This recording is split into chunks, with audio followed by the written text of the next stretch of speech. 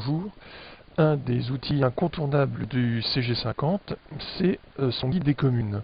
Vous allez le trouver dans la partie espace public, la deuxième ligne ici, guide des communes.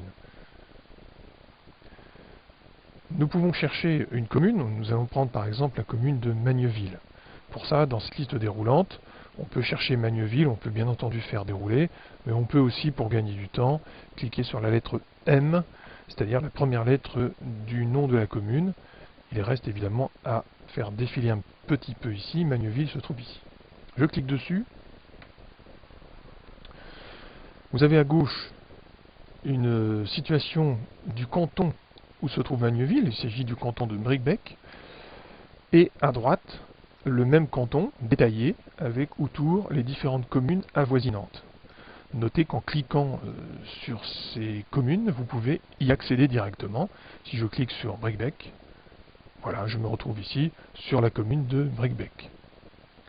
Revenons à Magnéville. En dessous, vous allez trouver trois informations importantes ici.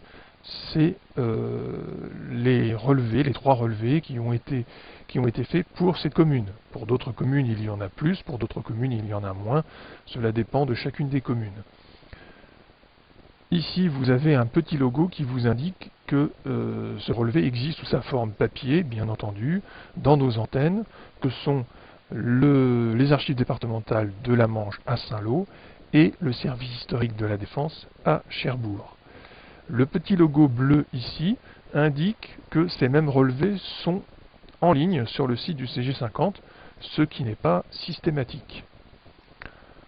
Maintenant, en dessous, et ceci est réservé aux adhérents, c'est pourquoi nous vous conseillons, avant d'ouvrir le guide des communes, d'ouvrir une session. Donc pensez à ouvrir une session avant de consulter le guide des communes. Vous aurez droit à ce petit tableau qui est en dessous et qui vous permet d'avoir des liens directs vers les archives départementales de la Manche. Ces liens sont classés par ordre de date. On trouve bien entendu d'abord les BMS, les baptêmes, mariages et sépultures, et un petit peu plus loin dans la liste, à partir de 1793, les NMD, naissance, mariage et décès, et le T signifie table décennale. Nous pouvons essayer un de ces liens, par exemple la table décennale qui se trouve ici. Je clique dessus. Après un petit instant, nous allons trouver la première page de cette table décennale. Vous voyez ici 1823 à 1832. Il s'agit donc bien de la table décennale de cette décennie.